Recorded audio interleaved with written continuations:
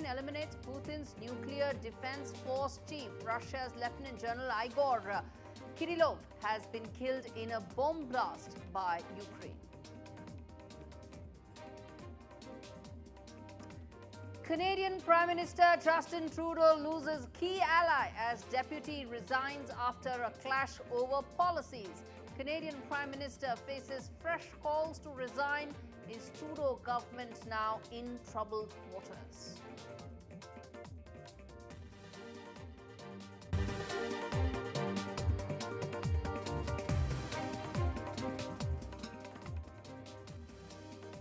On to our big story today on India Global, coming in from the Maldives, where almost 2 months after Maldivian President Mohammad Muizzu was in New Delhi, there is now an update coming in as far as resetting the relations between the two sides. The Indian Coast Guard's two petrol vessels have arrived in Maldives' capital of Male as part of their ongoing deployment to the Indian Ocean region.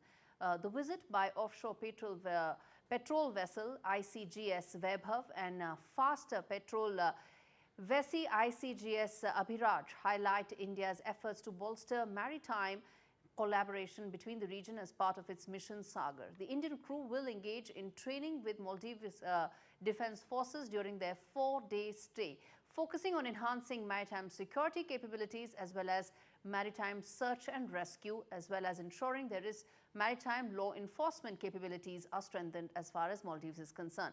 And after their Maldivian visit, the vessels will continue to Sri Lanka with planned stops in Colombo and Gaurie to engage with their Sri Lankan counterparts. Interestingly, Sri Lankan President Anurakumara Dissanayake only yesterday gave India a key security assurance that Sri Lanka's territory will not be used for any activity that is detrimental to India, signaling that Colombo will not let China dock its vessels. Months after it had let a Chinese research vessel dock at its ports in October this year. It seems India's vessel power play in the Indian Ocean is well in the works, strengthening its maritime security strategies against a growing Chinese threat. Shifting focus now to the latest that's unfolding in Myanmar, a crisis that is only developing into a much bigger version of it. As the civil war rages and the international community condemns his every move, General Minister Aung San's grip on the country's power remains strong. But at what cost? As Myanmar's teeters on the edge of destruction, this next report tells you all you need to know about the junta's chief, who is on the brink of having an ICC arrest warrant issued against him.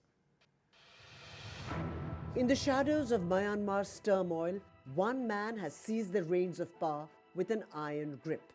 His thirst for control has plunged the nation into chaos and bloodshed.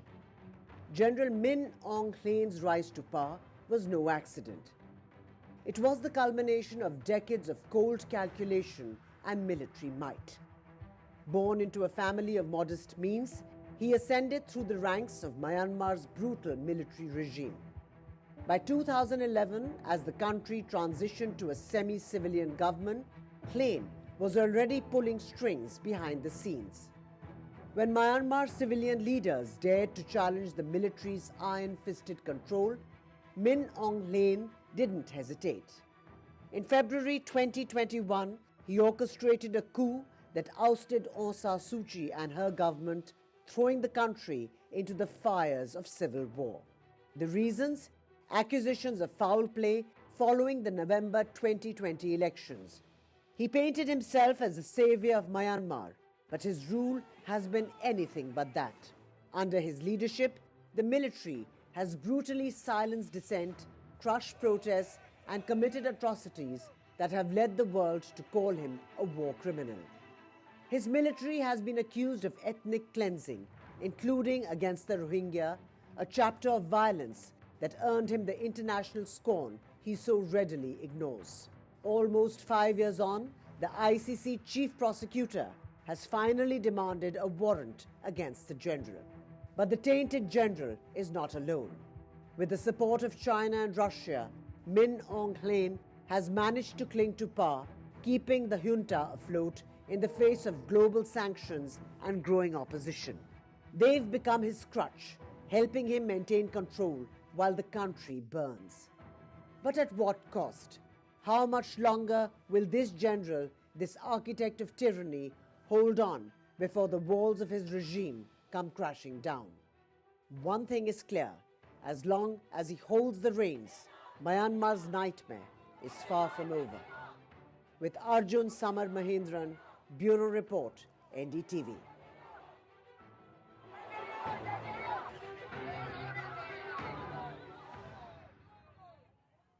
Shifting focus now to Donald Trump, where a New York judge has upheld Donald Trump's conviction on 34 felony counts tied to hush money payments, rejecting his argument for dismissal based on presidential immunity. The Supreme Court previously ruled that presidents are protected from prosecution for official actions while in office.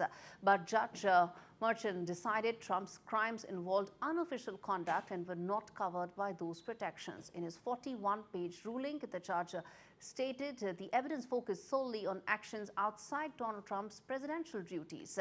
He also emphasized that not everything a president does is considered official. The decision keeps Trump's historic conviction intact, potentially making him the first convicted felon to serve as president. Trump's team has called the ruling a violation of the Supreme Court's stance on immunity. All right, turning our attention now to the latest in the Russia-Ukraine war. Russia has suffered a major setback. Reports suggest that a remote explosive device planted in a scooter close to a residential apartment block in Moscow has killed Lieutenant General Igor Kirillov early on Tuesday. He was the head of Russia's nuclear, biological and chemical defense forces. Kirillov's assistant has also died in the blast. On Monday, Ukraine's security services charging Kirillov with the use of banned chemical weapons during Russia's military operation in Ukraine that started in February 2022. Before we move any further, listen in to this important soundbite coming in. В результате произошедшего погиб начальник войск радиационной, химической и биологической защиты Вооруженных сил Российской Федерации Игорь Кириллов и его помощник. На месте происшествия работают следователи, криминалисты и оперативные службы. Проводятся следственные действия и оперативно-розыскные мероприятия, направленные на установление всех обстоятельств совершенного преступления. That was the Russian spokesperson as far as the death of the general is concerned. And on the battlefield, Russian forces claim taking control of a settlement and carrying out strikes on Ukrainian ammunition depots, electronic warfare base stations, military airfield infrastructure and other targets. General Staff of the Ukrainian Armed Forces, on the other hand, has claimed that its forces engaged in more than 200 clashes with Russian forces on Monday. The White House has said that North Korean troops have been killed fighting Ukrainian forces in Russia's Kursk border region. And reports indicate that the killing of General Igor was a special operation by Ukraine's SBU security service. Over in the US, President-elect Donald Trump has slammed Joe Biden for allowing the use of long-range US missiles to attack deep inside Russian territory. President-elect said that he expects solving the Russian-Ukrainian war will be more difficult given the fact that Biden gave his nod on that. Listen in to what he had to say on this. More difficult is going to be the Russia-Ukraine situation. I see that as more difficult. I don't think they should have allowed missiles to be shot 200 miles into Russia. I think that was a bad thing. And that brought the Koreans in, North Korea, another man I get along with very well. I'm the only one that does. On to the other war that's happening in the Middle East. Well, in the Palestine, there's been now a rare crackdown against local terror groups in the West Bank area, sending in armored cars and engaging in fierce gun battles that have killed at least 2 people. Israeli Defense Minister has said that he believes negotiators are close to a ceasefire deal in Gaza than at any time since a week-long truce in 2023 November. Israel and the Lebanese terror group Hezbollah agreed to a ceasefire late last month, removing a key ally of another terror outfit, that is Hamas, from the battlefield. Now, in the latest, Lebanese troops have deployed in the southern town of Qiyam after Israeli forces withdrew from the area in coordination with the UN peacekeeping forces. As far as Washington is concerned, US President Joe Biden and First Lady Jill Biden and Second Gentleman Doug Emhoff hosted a reception at the White House on Monday night in honor of the Jewish holiday of Hanukkah, and where President Biden used the occasion to say that and talk about his Jewish friends, colleagues and supporters. Listen in. I learned a long time ago, you don't have to be a Jew to be a Zionist. I'm a Zionist.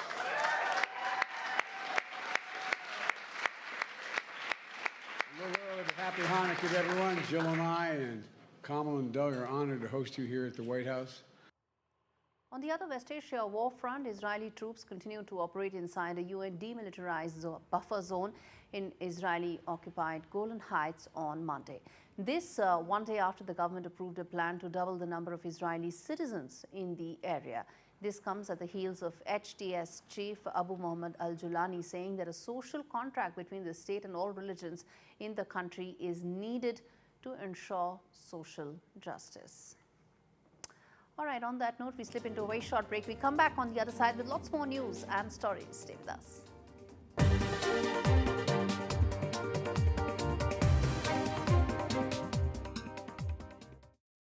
Have you ever considered what might happen if you didn't feel that way about yourself?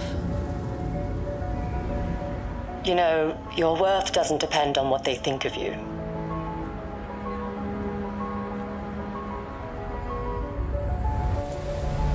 You've come so far. Maybe it's time to start giving yourself some of the credit.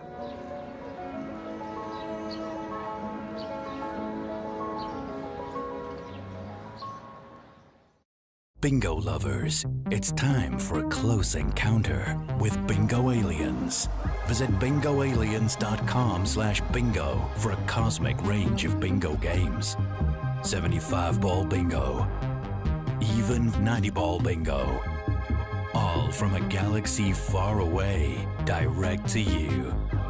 Taking bingo to another dimension at bingoaliens.com/bingo. This is an urgent appeal from UNICEF UK. Children in Gaza are running out of food, water and medicine, and we need your help.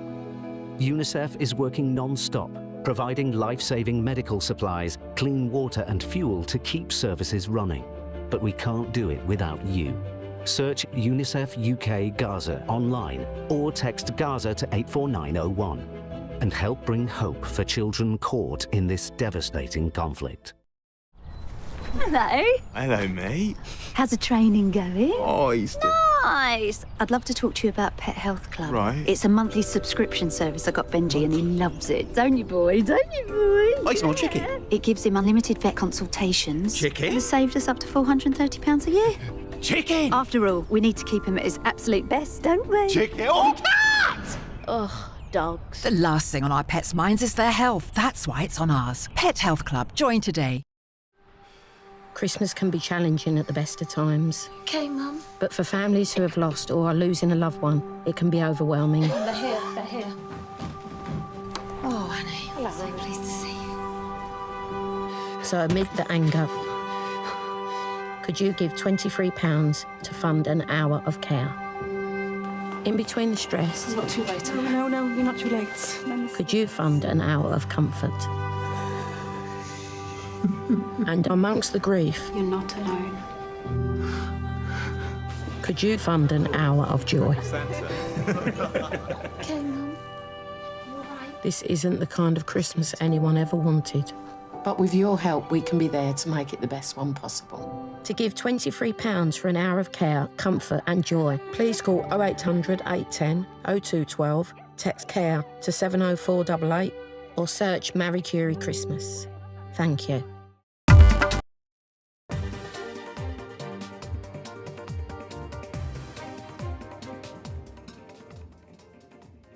Welcome back. You're watching India Global. I'm Gaurie, Dwivedi. We now turn our attention to the most sensational story on the show, which is the Chinese spy who managed to infiltrate the royal army. In fact, a royal family. Prince Andrew is now at the center of a huge storm where it seems that the Chinese spy managed to forge deep links with him, and who knows what was the kind of information that actually exchanged hands. This report tells you the extent to which now the Chinese threat looms large in the UK and just how significant this scandal could be for the royal family as well. Take a look. UK's Prince Andrew, who was slammed for his close ties to the late American paedophile Jeffrey Epstein, has again played troublemaker for the royal family. This time through his association with alleged Chinese spy Yang Tengbo. UK authorities have alleged that Tengbo formed an unusual degree of trust with Prince Andrew and developed relationships with politicians to be leveraged by China. It emerged over the weekend that Tengbo had been banned from entering the UK in 2023 when he was accused of engaging in covert and deceptive activity on behalf of the Chinese state. He was labelled as a threat to UK national security. Before his entry to UK was curtailed, Yang had access to prominent figures in the British establishment. According to reports, UK authorities believed he was associated with the United Front Work Department, the secretive arm of the Chinese government that organizes Beijing's cultural influence operations.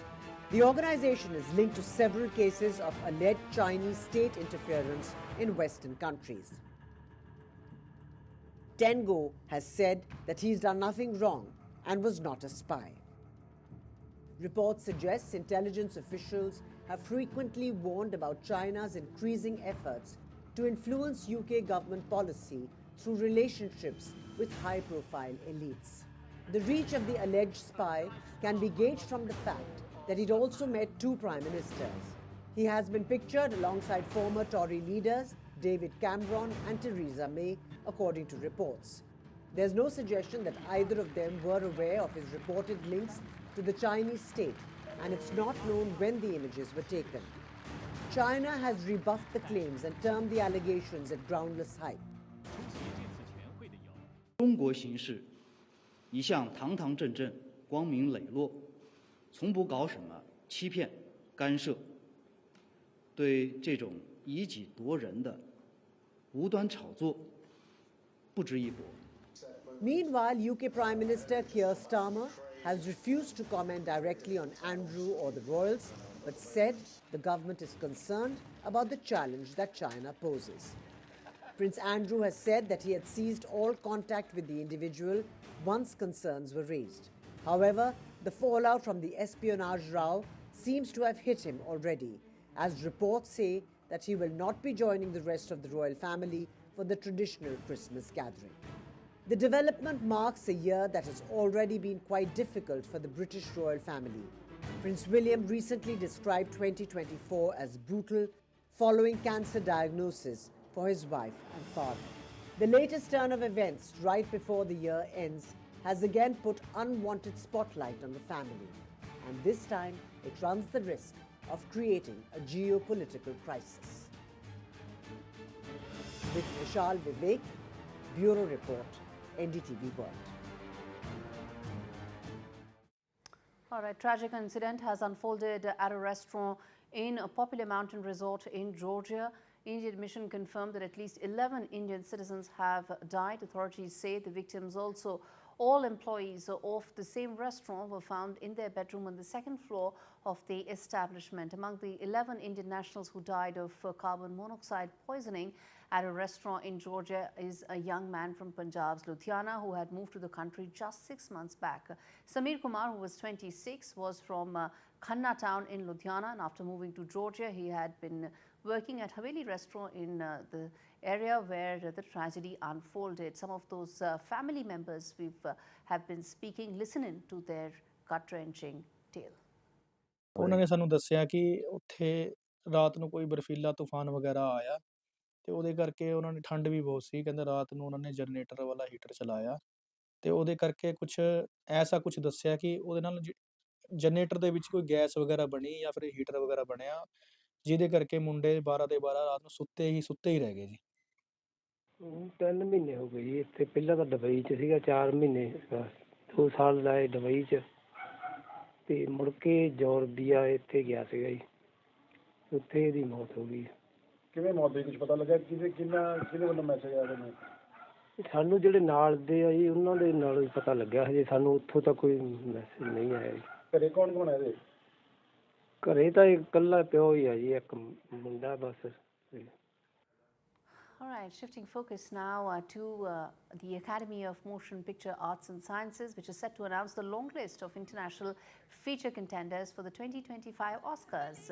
Producers Kiran Rao and Amir Khan, whose film Lapata Ladies has been selected as India's official entry, are hoping to get a mention. They work together on the film, which follows two newlywed brides who accidentally swapped places. Listen in to Kiran Rao on waiting for that good news on Lapata Ladies. It means everything. I mean, we're a film-mad nation.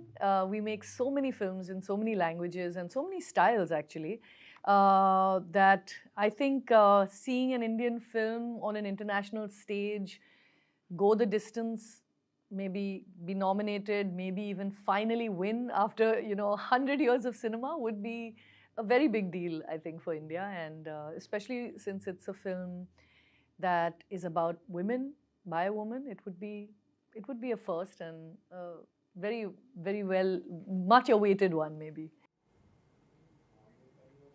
All right, Chef Vikas Khanna added another feather in his cap by winning a Michelin award for his New York restaurant Bungalow. Amazon founder Jeff Bezos and his partner recently dined there, and so did Shah Rukh Khan and his entire family. Here's what Vikas Khanna told NDTV when we caught up with him.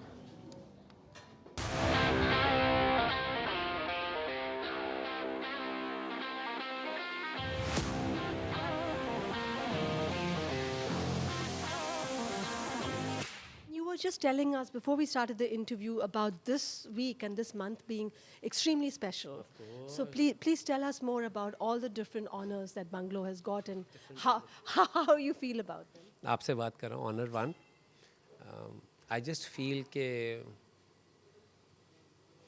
awards come and go. What you stand for as a purpose is more important. एक देसी लड़का देसी heritage represent कर रहा है, जिसको school में कहा गया था कि देसी खाना मत बनाओ, गोरों के नीचे काम करो, यही आपकी पहचान है. तो मेरे को लगता था कि as a grandson of freedom fighters families and Amritsar and with that patriotism, I'm like, मैं एक वो कहते थे this dish was invented in Burgundy, ये ऐसे बनाओ. तो मैंने कहा वो किसी की दादी का खाना मैं क्यों बनाऊं, मेरे को अपना खाना बनाना. I think that rebellious nature was the one which defined a lot of people's kids' choices of going to colleges. When I said कि वो तो नहीं कह रहे कि मैं अमृतसर की एक दादी का खाना बनाना सीखना चाहता हूँ, I'm going to learn that. They are representing themselves. हमें इतनी ज़्यादा क्यों validation की ज़रूरत है कि हमको उनको represent करना. I stand here with pride, with my own country, with my own anthem, with my own flag with me, with my own heritage, my own history. कहीं से मेरी कोई चीज़ भी है वो मैं नहीं कह सकता कि मुझे वैलिडेशन की ज़रूरत थी तभी मैं फ्रेंच का वर्ड मैंने ऐड किया बीच में. मुझे नहीं ज़रूरत है, मेरे को नहीं, इंडिया को नहीं ज़रूरत. जब एक इतना गहरा कल्चर होता है, हमें नहीं ज़रूरत है कि this is all happening on what ever happen this week, it happen on its own terms.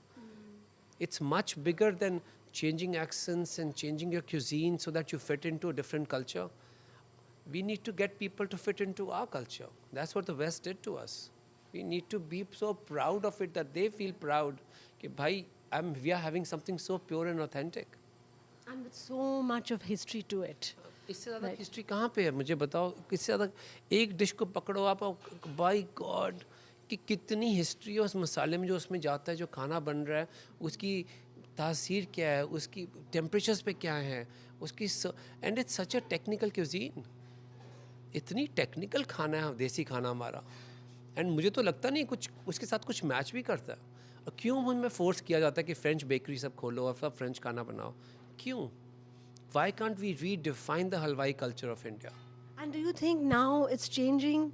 And thanks to you also and the example that you're set, because now maybe an Indian boy, an Indian girl, telling their parent that they want to become a chef is not going to be faced with as many questions as you might have faced. वो तो फ़र्क पड़ा because of Master Chef's influence.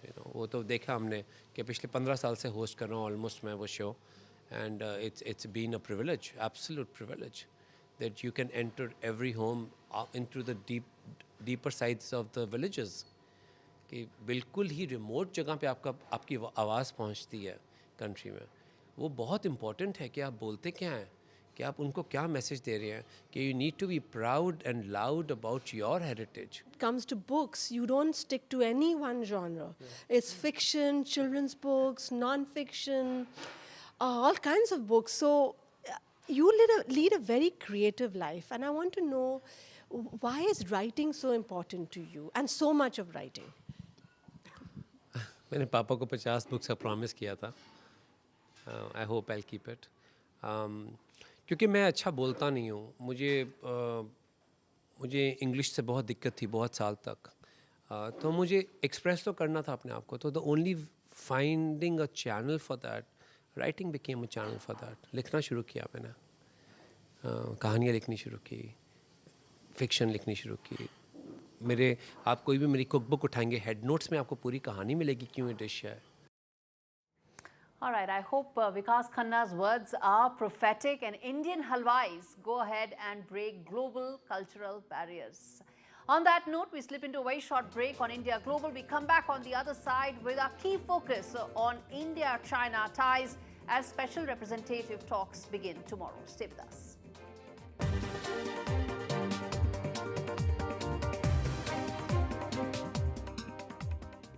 This is an urgent appeal from UNICEF UK. Conflict in Gaza is cutting off supplies of food and clean water. Thousands of children are malnourished and sick. UNICEF is working non-stop, treating children like 2-year-old Lean with life-saving therapeutic food. Her story is just one of thousands. Search UNICEF UK Gaza or text Gaza to 84902 and help bring hope for children caught in this conflict. Some people think life slows down in your 50s, but I'm just getting started. And I don't want my lot to have to worry about funeral costs. Let them spend their money on nicer things. So I decided to learn more about over 50s life insurance from Cover Today. They're the only over 50s life insurer with no waiting period. Unlike other insurers who could make you wait up to 2 years, with Cover Today, you're fully covered from day one. And you're covered for the whole of your life. Unlike other things in life, the price never goes up. Go online or talk to their friendly UK team in just one phone call. Cover Today are the only over 50s life insurer with no waiting period. And no annoying trips to the doctors either. Plus, you get your choice of a £125 gift card. Now I'm with Cover Today, I can get on with something much more interesting. To find out more about Cover Today, call our friendly UK team on 0800 470 4474 or visit covertoday.co.uk. Bingo lovers, it's time for a close encounter with Bingo Aliens. Visit bingoaliens.com/bingo for a cosmic range of bingo games. 75-ball bingo, even 90-ball bingo. All from a galaxy far away, direct to you. Taking bingo to another dimension at bingoaliens.com/bingo. As a dad, I know life's unpredictable. It's all fun and games until it's not. You okay? I want my kids to always be looked after. That's why I'm not putting things off anymore and protecting the life we've built by calling Smart Insurance. Hi, how can I help? Hi, I'd like a quick quote, please. Okay, you can choose a benefit amount up to £750,000 depending on your age. Brilliant. If you're a UK resident aged 18 to 64, you can apply with just a few health and lifestyle questions. For £250,000 of cover, the price starts at just £14.77 a month. That's less than I thought, and could help my wife pay off the mortgage. With our Smart Family Guarantee and 99% of claims having been paid, you'll have peace of mind. That's good to know. You'll also receive a 100% advance in the event of terminal illness and 10% cashback on your first year's premiums. That's the Smart Cashback. Plus, you get your choice of a £125 gift card. Protect the life you've built the smart way. To get a free quote today, call our specialist UK team on 0800 977 6797 or visit smartinsurance.co.uk.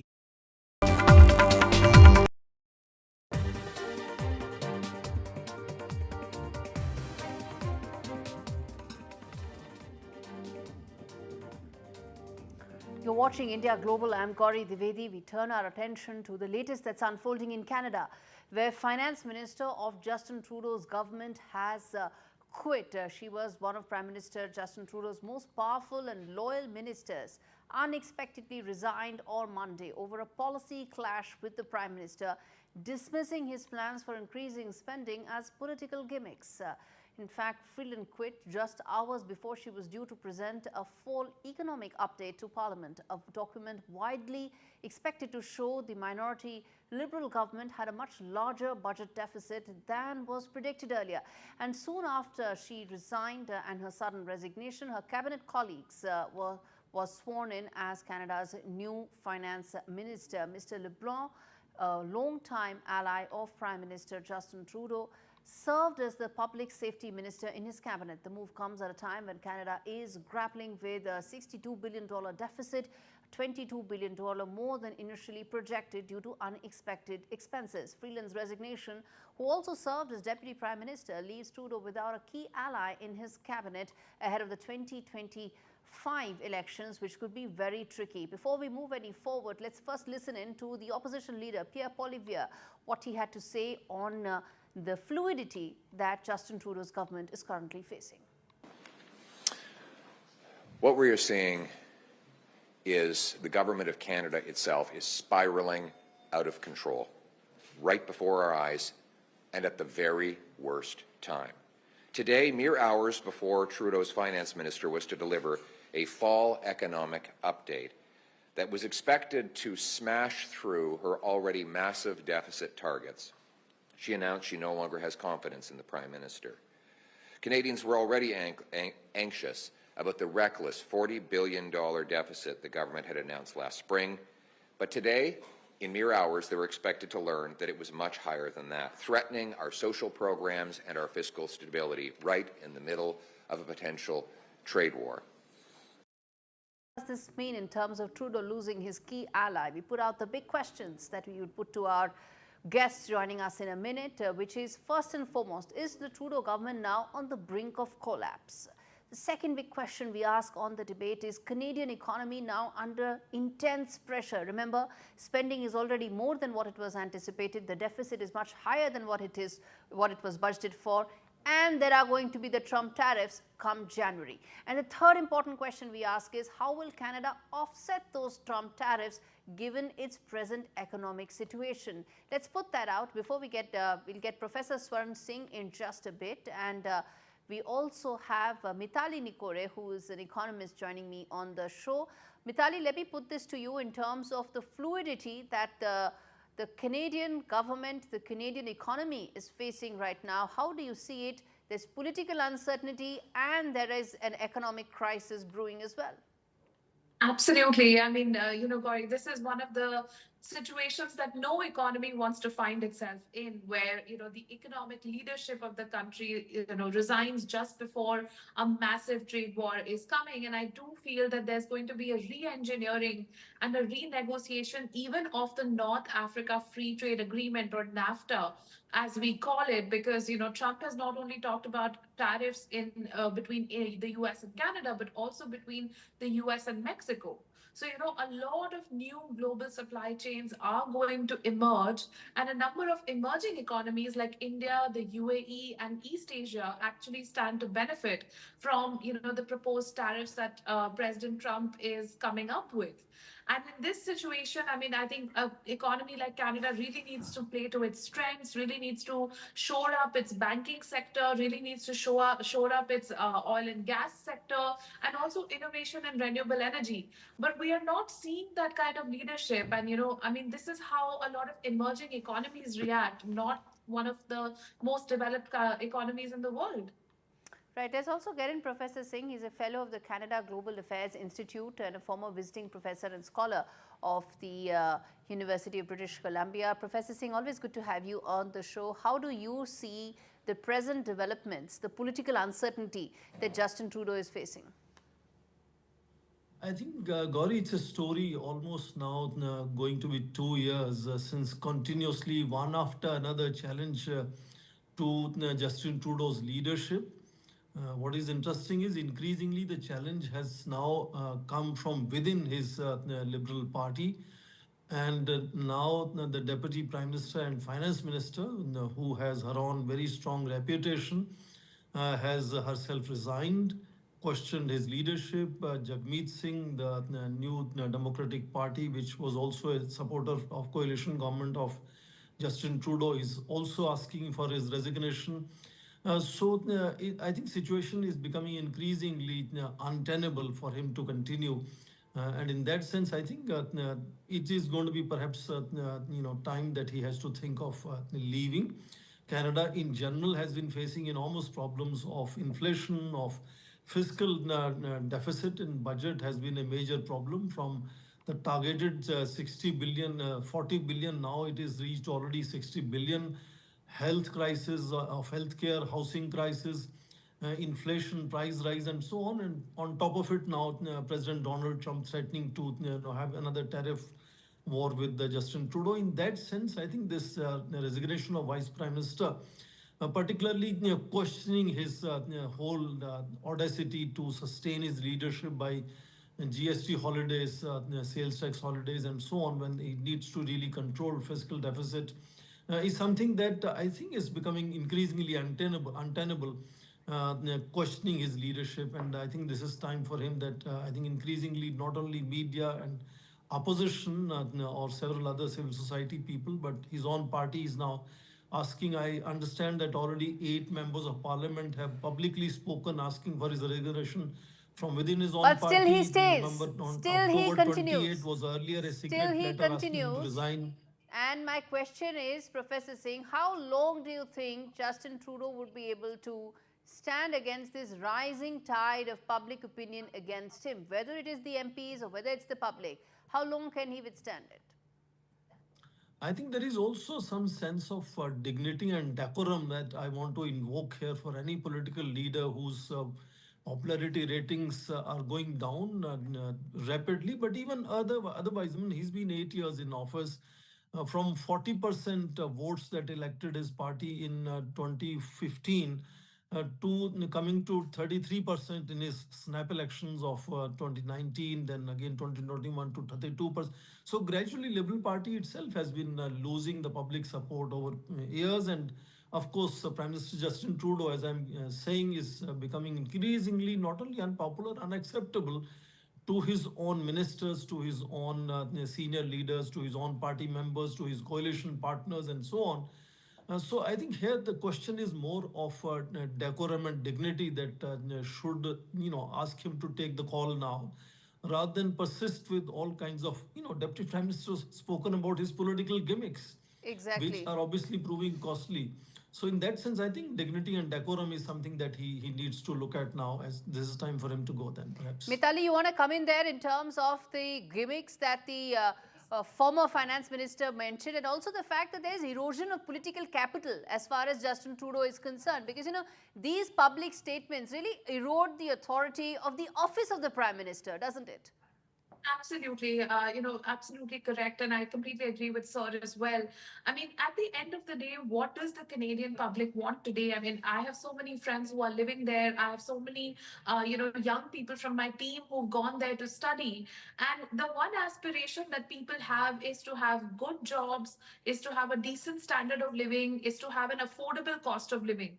And on all of these 3 fronts, the government, is supposed to support the people and is supposed to put in policies to actually ignite growth and to bring, the cost of living down. But they have not been able to do this because they have not been able to bring in innovative economic policies. And, even if you bring to the people 2 or 3 economic policies which they look at and they say, yes, this can work. For example, looking at public-private partnerships in infrastructure, and, Canada has such a strong, thriving education economy. It can really leverage that to, create more jobs and to create global centers of excellence. And I mean, Canada also has done so much innovation now on renewable energy. It should be taking that to the global markets. But this kind of, visionary leadership which you require from the Prime Minister is actually missing at this point. I mean, the Prime Minister should be taking... I'll tell you what is happening. Elections are around the corner. And the easiest way to go about winning elections is by doling out freebies. Something that an economy cannot afford, Professor Singh, at a time when there are Trump tariffs pretty much now, about 5 weeks away, 6 weeks away tops. So in that situation, how do you see the Justin Trudeau government surviving going forward, given the fact that, there are tough times ahead? Indeed, Gaurie, you rightly put it. It's not just the political challenge or political crisis that we have to look at. It's also the economic challenge and economic crisis that one has to look at. Chrystia Freeland has been a very senior minister. She was trade minister, she was foreign minister, she was now finance minister. She had negotiated trade deals with the United States over years. And in that sense, if in her judgment, this is something which absolutely needs to be handled with enormous care and popularity, populism should not be guiding the policy in terms of economic decision making to deal with the fiscal deficit, which is enormous now, is something that is also making it very clear that the clear advantage will therefore go to the opposition if there are snap elections again. I think the mood of the nation is very clearly, with the anxiety about the price rise and housing and healthcare becoming difficult. So it's as much an economic challenge which Canada is really facing. And in that context, coming off President Donald Trump and talking about 20% rise, 25% rise, when you have 75% of exports of Canada are only aimed at United States. So I think it's an economic challenge as well. Indeed, there are economic challenges, there are political uncertainties, and most importantly, you have a Prime Minister whose authority and capital may have been eroded. Thank you so much, both of you, for taking out the time and speaking to me on India Global. And on that note, we slip into a very short break. We come back on the other side, talk more about the India-China relationship. What next after disengagement, after de-escalation in that relationship? We come back and talk more. Stay with us.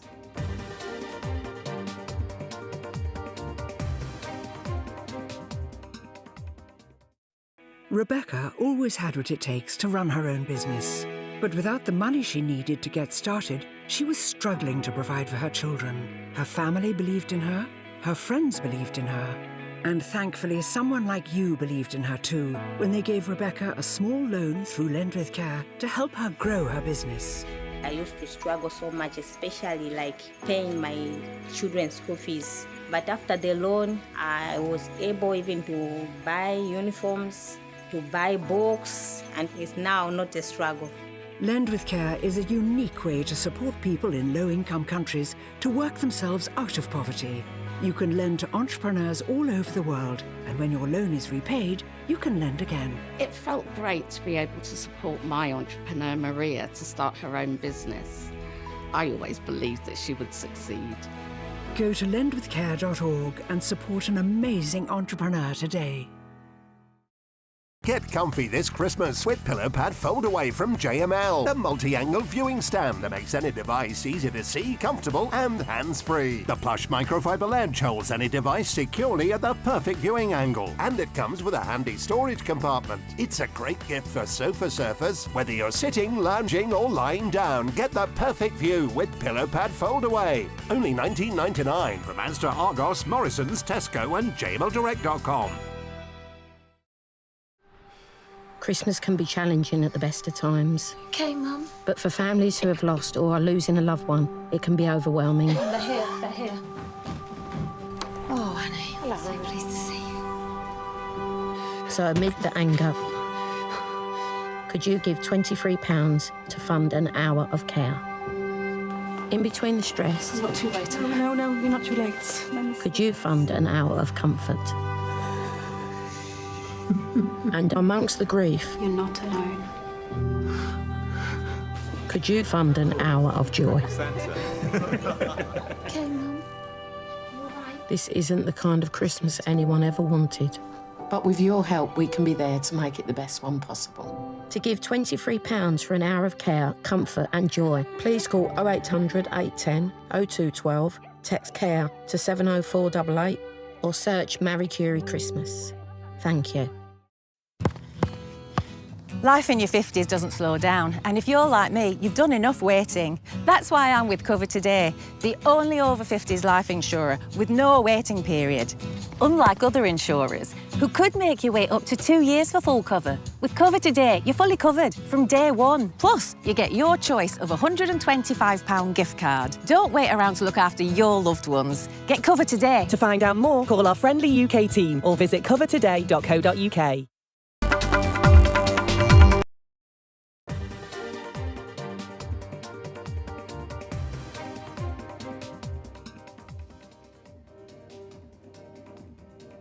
All right, this is India Global. We now turn our focus to the India-China relationship. From reverse gear, is it now moving to overdrive? Well, we are speaking on the eve of the special representative talks that will take place between the two sides, the first in 5 years.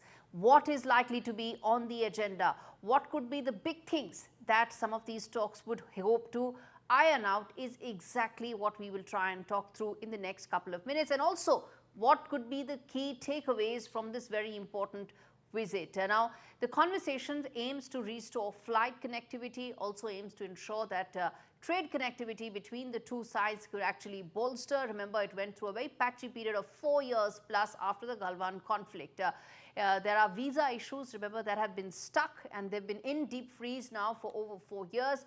There is an effort to expedite all of that. Most importantly, also to ensure that the government-to-government dialogue, it's gotten a bit of an impetus in the last couple of weeks, but how to further improve on that. And most importantly, the agenda is likely to include the boundary question that continues to remain and fester as an ongoing, lingering issue between India and China. Now, over the course of the next 10 minutes, we'll try and decode some of the big questions that we are asking on the show. First up being that what is the next phase of the border talks that could take place? That's the question, first question that we are asking in the key talks that will take place tomorrow. How will they bridge the trust deficit? Remember, that's the biggest thing that both sides have talked about, especially Dr. Jaishankar, that you've got to get the trust back into the discussion, into the conversation and relationship. And the third key question that we are asking today is, will connectivity restrictions be lifted? Whether it's visa, whether it's transport, whether it's flight, all of that. And of course, trade. Will those restrictions go away? That's exactly what we are now asking on this debate. First up, let's get in General Sanjay Beston, who's joining me on the broadcast, Ashok Sachanar, Ambassador Sachanar, and we also have a China expert, Dr. Tilak Jha as well. Okay, let's start with the General here. Sir, in your estimate, this is an important meeting that will take place. Special representatives will meet. Disengagement has happened, de-escalation has happened. What do you expect from this important meeting tomorrow? Good evening. Expectations are very, very high. But I would just give an underlying statement that the biggest problem is the border issue. And China has resolved its borders with out of the 14 countries with everyone except India and Bhutan. And unfortunately, we definitely are having this meeting. But till date, China shows Arunachal Pradesh, which is integral part of India, in its maps as part of China, and that is a total cartographic aggression. And of course, excites in it as it is continuing showing in its maps, and of course the Shaksgam Valley, which Pakistan had ceded. So first and foremost, the biggest concern for anyone is why doesn't the first talk, in fact, the first point which could be raised is China should stop showing Arunachal Pradesh as a cartographic aggression in their maps. Okay. If that does not happen, let me tell you, I see, yes, you are talking very good issues, connectivity issue and everything. Those are possible. De-escalation is also now gradually happening. Things may get resolved in the border, but let me tell you, on the border, since it is not resolved the border with us and also continues pinpricks in Bhutan, so that will continue to be a friction point. So China wants to deliberately retain these friction points so that at the time of choosing and place, they can do whatever they want to. Okay, let's ask that to Ambassador Sachanar. Important point, sir. Let me ask that to Ambassador Sachanar. Sir, there are key issues that linger, that fester and impact the relationship. While what is going to happen, the special representative meeting is very important, but how do we get past the trust issue that remains the biggest roadblock? Yeah, thank you very much, Gaurie, for having me on your show. You know, if you could, if you'll permit, I will, respond to one question that you'd posed right at the beginning. Is it going to be an overdrive? Definitely no, it is not going to be an overdrive. As the External Affairs Minister has said, it is going to be a calibrated approach. So it's going to be a slow approach. It's going to be a, gradual approach as far as this is concerned. I think the trust deficit, as you have identified, is the biggest stumbling block. And in that context, I will say that the expectations are not high at all. This is just an initial, the first meeting going to take place after 2019. You would recall that when the special representative meeting started, Gaurie, they started in 2003. 23 meetings have taken place so far. The mandate of the SRs, of the special representatives, is basically to look at the border issue, how to resolve the border issue. We have not really been able to make any headway whatsoever. Now, disengagement has taken place, and de-escalation is still a big issue. The Chinese forces are still stationed not very far away. So de-escalation to the earlier positions definitely has to take place. I would say, in response to the question that you had posed, the ball is squarely in the court of China. China has to make moves so that the trust deficit to an extent is lessened. I don't think the trust deficit can be removed. It will take a very, very long time, because not only on the border issues, but on other issues, whether it is having, through our neighbors trying to have a string of pearls around India, even on issues like India's membership of the UN Security Council, India's membership of the Nuclear Suppliers Group. These are all issues on which China is standing in the way, obstructing the way of India to play a role in in international affairs. Dr. Jha, let me then ask you, what are your expectations from this visit and from this meeting, and how tempered are they? Well, I think earlier we were in a situation where we had a luxury of first trusting and then go for verification. Trust and verify was one of the very famous statements by one of the prime minister. Today we are in a situation where we need to verify first and then trust, if at all it may happen. So I think, as earlier speakers have pointed out, we are heading towards disengagement and de-escalation, but I think the trust will come when there is a progress towards demilitarization at some stage, which of course seems to be a long a long possibility. It's not going to happen anytime soon. Calibrated approach, yes, but much more than that. We are also witnessing some pressure on both the nations because of Trump's presidency, which is coming up next year. And there are other economic situations which are also sort of piling up. There is a pressure on economic growth, especially in China. I think that's where they also need to sort of mend fences with India. So I think we have to see it as a political, strategic, and economic context in which I think we can expect that more verification will follow, but trust may happen. Let's see where it goes. Then General Sanjay, what are you expecting as the takeaways from tomorrow's meeting? Of course, there are good optics that would be at play, but what more? For you, what would be that key deliverable? See, expectations are really not very, very high. To expect from these meetings, as pointed out earlier also, we have had 23 meetings so far. Nothing on ground. See, the biggest sore issue with China continues to be the border problem. Unresolved borders. And why this country is not solving its borders with India and China is a big question mark. And surprisingly, since I commanded Nathula Brigade, I remember until date, Chinese are making lot of incursions in the Masang MK Ridge in Western Bhutan. And the intent is very clear. Why is it entering Western Bhutan? It is basically entering so that it could threaten Siliguri corridor. And if you recollect, in 2017, it tried, making roads and tracks in Doklam. So the intent is very clear. They have got long-term aims, strategic aims. These temporary measures may give us some kind of temporary relief and happiness, but long-term, till the time the border issue is not resolved, I think relations will continue to be very, very sore. Absolutely. Ambassador Sajjanar, then, beyond the optics, beyond the border dispute, for you, from some of the other aspects of diplomacy, what would you be waiting for or hoping to get as a positive outcome of tomorrow's meeting? Yeah, I think both the countries would really like to show that there is some forward movement, some positive outcome.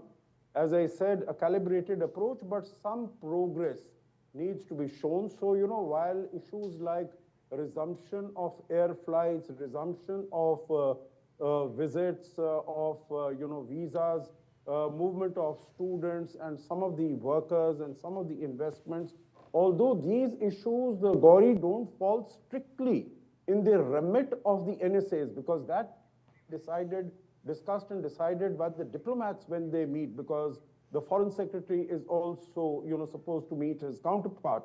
Yes. So these issues are really for him to discuss, but I think to show some progress that there has been some movement in as far as the frozen relationship after the 2020 is concerned, we might see some indications of restoration of air flights, something happening on visas, on movement of students, or movement of businessmen, just to send out the message that this is happening. But I agree with General Meston, absolutely, that border issue is the crux. And first of all, even if the border issue is not resolved, to ensure that there is peace, stability, and tranquility on the borders, then only other elements of the bilateral relationship can progress. All right, we leave it there. Dr. Jha, I'm going to give you some airtime. I owe you that. Another day, maybe. This is a story that we're going to keep revisiting. Thank you so much, gentlemen, for taking out the time and speaking to me on India Global. And with that, we're completely out of time in this edition of India Global. Thanks so much for watching.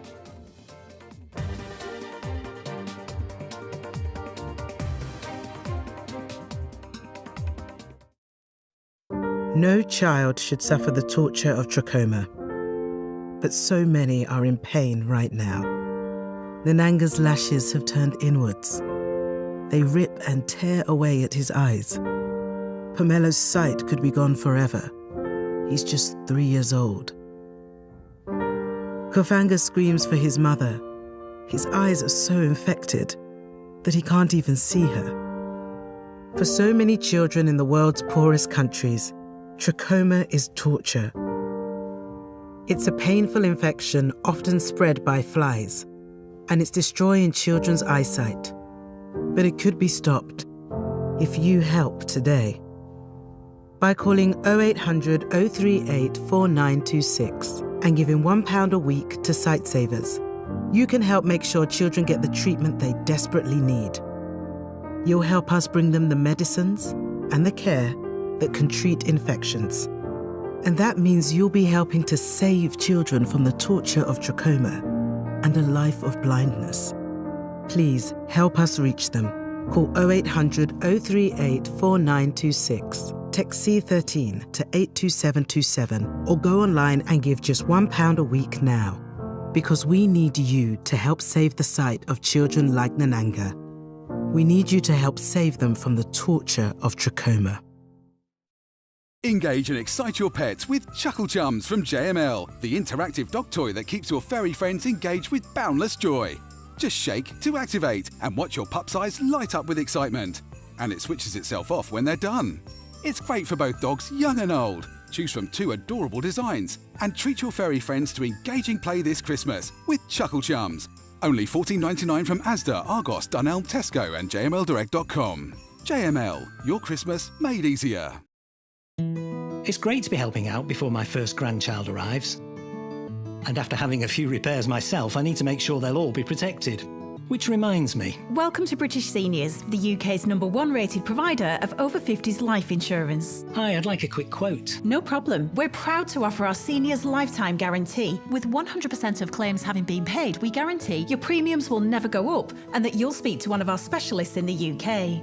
UK residents aged 50 to 80 are guaranteed to be accepted. Depending on your age, your loved ones can get a cash payout up to £10,000. Wow, that money could help with future